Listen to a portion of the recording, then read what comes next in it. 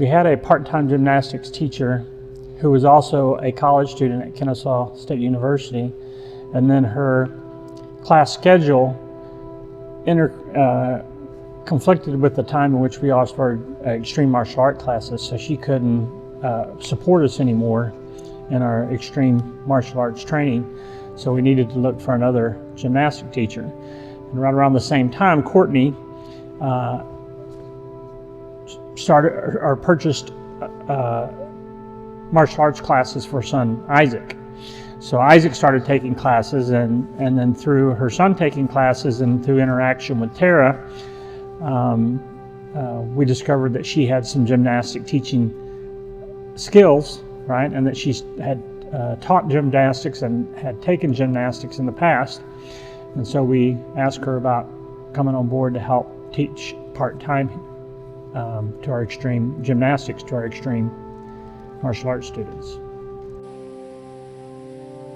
I struggled in teaching gymnastics because I didn't really understand the Taekwondo, so I found myself asking the kids to help me with the Taekwondo aspect of it. So then you guys approached me about just taking some Taekwondo classes, just enough to know a little bit more of what I was talking about with the kids, and it's grown into now I'm on the road to becoming a black belt, and I love it.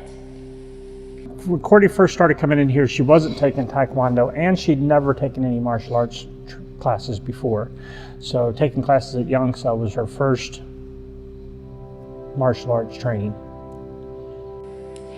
I'm really enjoying teaching extreme martial arts, and I'm loving teaching the gymnastics aspect of it. It's been interesting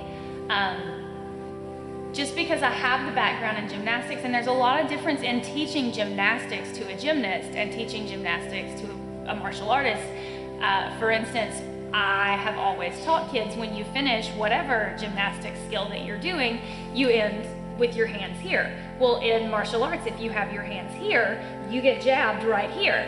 So I've had to kind of adjust my thinking and my way of teaching to, you know, for instance, in your cartwheel here in fighting stance, not in your super pretty gymnastics pose. I love working with the kids. We've got such a great group of kids here, and I've really super fallen for them. And it's, especially now that I've started taking classes, they really help to teach me a lot too. I always have heard that if you want to learn how to do something, you need to teach someone else how to do it. And so I think that that's really been helping me in my journey as well. I think the challenges for Courtney are the same challenges every student has when they start taking martial arts.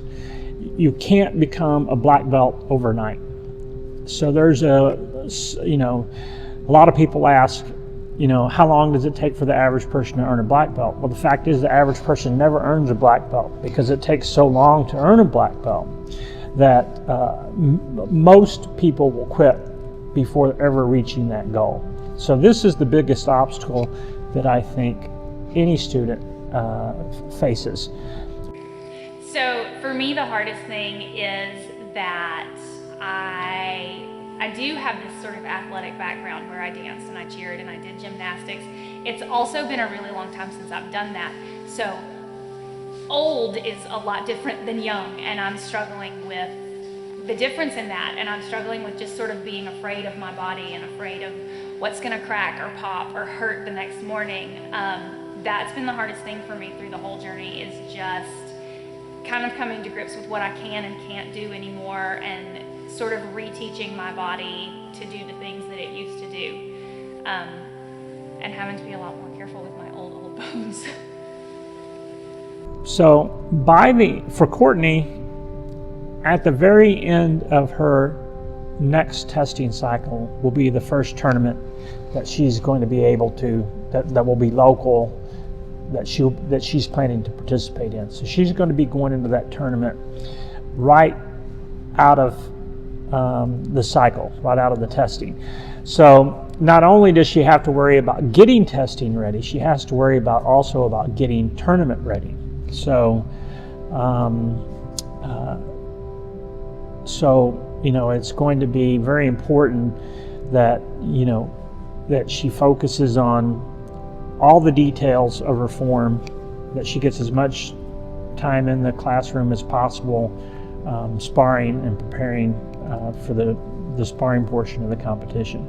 I do think that I'll go to the tournament in April, and I'm pretty excited about it. I grew up cheering and dancing, so competition is not really a foreign concept for me. The sparring, though, again, will be difficult. I'm more nervous about the sparring aspect of competition than I am about the forms. One of the things that's going to make Courtney a really good competitor is that well, first off, she has a very competitive spirit, right? So winning or doing well is important to her, and doing the necessary work in order to win or do well is something that she's willing to do. But she's got very good attention to detail when it comes to doing her techniques. So nothing is ever lazy or sloppy. All of her techniques are strong and deliberate, which is what has to happen in order for you to do well in the forms competition. Now, in the sparring competition, she's pretty fast, and that's extremely important. She's flexible, and that's extremely important. And we spend a lot more time than most other schools spend preparing our students to spar in tournaments. We spar in almost every class, and a lot of schools only spar maybe once or twice a week, if that. But we try to get our students sparring in every class. We think sparring is an extremely important part of the training and in tournament preparation, and that's what we'll do to help her get ready for the tournament.